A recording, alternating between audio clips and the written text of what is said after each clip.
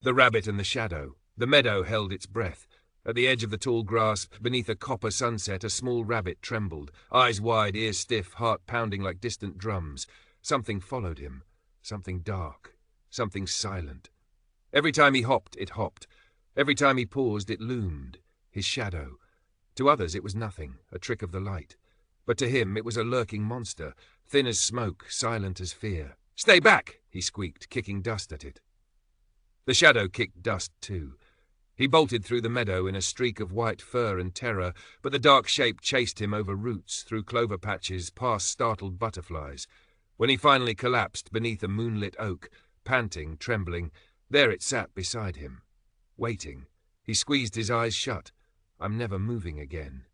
But dawn shattered the darkness in rose-gold rays. Birds began their morning symphony. Life stirred, and hunger stirred with it. The rabbit's belly growled, long and loud, yet still, that shadow. Across from him an old tortoise emerged, dragging the sun behind his shell. He looked at the shaking rabbit and gave a slow, knowing smile. "What hunts you?" My darkness," the rabbit whispered. The tortoise peered down. "Ah, that beast follows all of us. But how do I escape it?"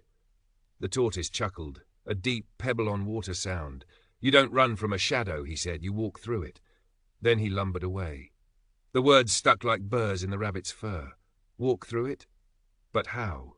Hours passed. He stared at the grass beyond the oak, a world full of risks, hunger, wind, and whispers. His heart quaked, yet hunger roared louder. Finally, one tiny step. The shadow moved too, another step. The monster followed, his ears pinned low, breath shallow, but he didn't stop. Then something happened. The more he moved, the less the darkness frightened him. He darted between roots, he nibbled clover, he chased drifting petals on the breeze. The shadow kept pace, but it no longer towered, it merely travelled. And by twilight he noticed something astonishing. Every brave act shrank it, not because it grew smaller, but because he grew bigger inside. That night he returned beneath the oak, not hiding, but resting. His shadow curled beside him like a loyal silhouette. The tortoise reappeared, nodding slow approval. "You learned." The rabbit pressed a paw to his chest. "Fear didn't leave, I just moved anyway." "That," the tortoise murmured, "is courage." The moon climbed high, pouring silver across the meadow. The rabbit gazed at his once terrifying monster and smiled. "Darkness isn't a predator," he realized. "It's proof that I stand in the light."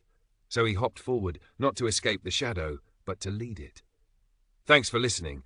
If you enjoyed this story, don't forget to like, share, and subscribe to help the channel grow.